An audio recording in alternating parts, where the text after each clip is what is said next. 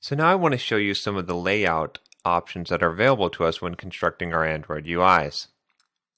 There's several different ones we can choose from, and we can actually mix and match several of these layout options inside one layout file. The reason why we might want to do this is because we may want to have our layout designed in one way that is easier for a particular aspect of that screen, and then in another way in an area of the screen that lends itself more to that. It's kind of nice to be able to mix and match these together, and the way that that can work is, if you recall, when we talked about the view tree, that we could have view groups and those could be nested. Well, those layouts are typically view groups, and we can nest those view groups together. Let me show you some examples of some of the layouts, and it'll begin to make a lot more sense. So I have some sample code here that I got from the Android APIs that you can download from Google, some of the Hello views. And I have a linear layout, and let's take a look at what that linear layout looks like. So when we look at this layout, you can see that actually it's a couple of linear layouts. It's actually three. We have a parent root linear layout that is vertically set up so that it contains two vertical elements, and those vertical elements are linear layouts. So we have this parent linear layout, this first child linear layout, and then this second child linear layout. And then within the first linear layout, we actually have some views that are in here. And this linear layout is horizontal. So all of the elements in here will take up one row horizontally. The same thing is happening with this second one, except this one is vertical. And so each element in here is taking up one row vertically. So this is kind of the use for a linear layout, is whenever you have something that you want to be able to divide your screen up into sections, you can nest linear layouts. That's one good way of thinking about it. I tend to use the linear layouts because it is something that I'm familiar with from doing a lot of web development. If you're familiar with the idea of wireframing, or basically taking a web page and dividing it up into boxes or tables and subtables, it's kind of the same idea. You can do that same type of thing in Android. So let's take a look at this XML and see if we can understand what's going on. So if we look at this, it's just how we had talked about. We have a parent linear layout, and then we have one child linear layout that starts here, and then a second child linear layout that starts here. And you can see that this first linear layout has an orientation of horizontal. And so all of these text views that are inside of it will be horizontal, which we can see right here. Then when we look at the second linear layout, this one has an orientation of vertical. So all of these rows, these text views inside here, will be vertical, which we can see. So that's really it for the linear layout. You'll probably use this one most commonly in your Android applications. Next, let's take a look at the relative layout. So I've got a relative layout that I'm going to paste into here. And then let's take a look and see what that looks like. So this relative layout is something that you might commonly do when you're creating a form to submit or to get some data from a user. We have a text field here, and then we have two buttons. And the thing to note here is this cancel button. See how it's kind of offset from the text view and from the other button? Well, the relative layout lets you be able to do something like this, because with the relative layout, what you're essentially doing is you're saying, how do these elements relate to each other? You can have an element be below something, above something, to the left of, to the right of. You use a syntax like that to specify where the things are laid out. And it can get kind of complicated and confusing, and you can have some contradictory things happen. So I really recommend using a relative layout for a simple thing like this. And when we look at this example code, you're going to see that really only the cancel button is doing anything interesting here. And that's just because you can end up making things so relative to each other that it's very hard to get it straight in your head. At least for me, I've found that to be true. So let's look at this XML. And we can see here that we have a relative layout as our root. And then we have some text, a text view, an edit text, and two buttons. And this text view here, there's nothing really special going on here. It's just flowing. And what will happen in this relative layout is, notice we have a text view, and then we have an edit view. Well, we haven't specified anything relative at this point. And so what the default behavior is the text view, this element is going to take up one row, and then the edit view is going to take up the next row. And then we'll see that we have an OK button.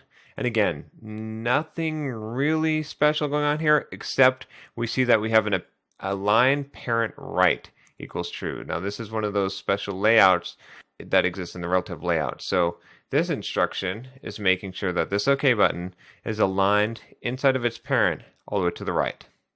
So that puts it over on this side. That's why we're seeing it here. Now, the interesting thing is this cancel button is on the same line. So let's figure out why is that happening. Well, when we look at the cancel button, we see two things here. We see a layout to the left of OK and align the top of OK. So if we look at this, we're seeing that, okay, so cancel is being aligned to the left of the OK, and it's aligned with the same top as the OK, and that's how it gets put here.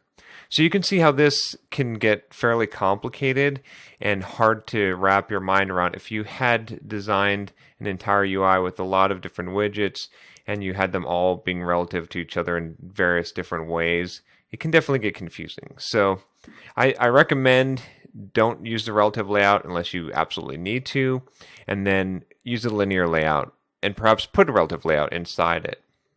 Okay, the next layout that we're going to look at is actually a table layout, and let's put that code into here and let's take a look at it. So this layout actually presents everything in a tabular view, just like an HTML table or any other kind of table that you would use. We can see that what's going on here is we have different tables, or different rows, and different columns here. And it makes it a little easier to see when I turn off the grid lines on this one. What you can see here is we have, open, save, save as, import, export, quit, and this is all just rows in a table. If we look at the XML that makes this up, it's pretty straightforward. This is about what I think most people would expect, is we have a layout table, and then we have table rows. Just very similar to how you would do this in HTML. And then within each table row, we have some controls. So if we look at this, we have table layout, table row, text view, text view. And then if we look at how this is rendered, here's the first text view, here's the second text view. And this is all happening inside of this table, and each one of these is a row.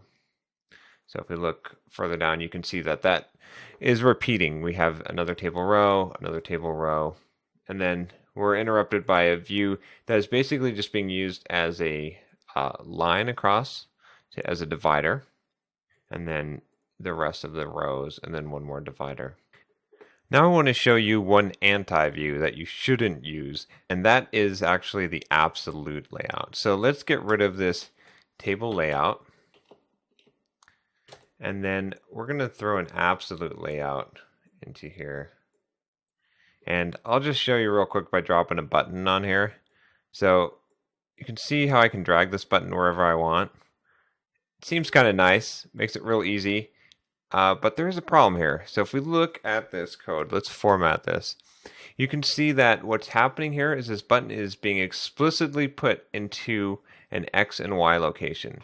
And this is kind of bad because, remember, Android devices can have lots of different resolutions, and if you explicitly say where the X and Y location of controls are and you lay things out like that, it's not going to scale. Even though it's using device independent pixels, it's not going to scale relative to each other. You're going to have a lot of problems. So I would try to avoid this as much as possible. I consider the absolute layout to be kind of an anti-pattern or an anti-layout. Now let's look at some of the other layouts. I'm not going to show them to you in Eclipse because they involve some actual code. It's not just a layout itself. It'll make more sense when we take a look at them. So the next one we're going to take a look at here is the list view. It's pretty simple, and it is something that you should probably recognize if you've ever used an application that has a preferences screen. The preferences screen actually uses a list view, and we're going to actually show that in a later module where we go over preferences. But essentially, it is a view that will let you list a bunch of different items. What you end up doing when you create a list view is you end up implementing a special kind of activity called a list view activity, and then you pass it a list of things that you want to show in that view. So it's something that you're going to use whenever you have some kind of screen where you're going to pick something. If you think about like a phone dialer, like a contact list application where you're scrolling through a list of contacts, that's a place where a list view would make sense, things like that. Next, let's look at the grid view. So the grid view is another control that is very similar to a list view. And with this layout, it's going to be the same type of thing. You're going to basically pass in a list of items that you're going to display in the grid. And instead, really the only difference here is instead of displaying it all vertically down the screen, it's going to have a grid and you can specify how big you want that grid, how many columns and rows. Very simple, another simple thing to implement. You just have to implement a special activity and then you populate this. There's some Java code that you have to do behind the scenes in order to bind that. But again, it's not that hard, but it's another option that's available to you when creating an Android UI. And then finally, the tab view. This one's a little bit more complicated. It's not that bad. It really is essentially creating a tab control, and then you nest tabs inside this tab master control. The code behind for this, there's a few different ways you can do it. You can actually either swap out the views or specify the tabs directly in the XML. These are kind of a little more advanced topics, so we're not going to go too much into depth into them here, but it's just good to know that you have these options, and then if you want to explore more into them, you can find plenty of information on them, and we'll probably cover them in a more advanced Android UI course. So I tried to pick out most of the basic layouts that you would use typically in your Android application and some of the view options that were available to you. But we don't have enough time to cover all of the possible layouts and views that are available within the Android UI because it's rather large. So I wanted to make you aware, though, of what is out there so that you know and you don't end up rewriting something like a date or time picker control, which could take you a long time, but then there's a control for that. So let's take a quick rundown of all the ones that are available that we may have missed. And this is by no means a complete reference of all that are available. You want to look on the Android documentation to find out if there's something that you think should be there. It probably is there. It's pretty large set of controls.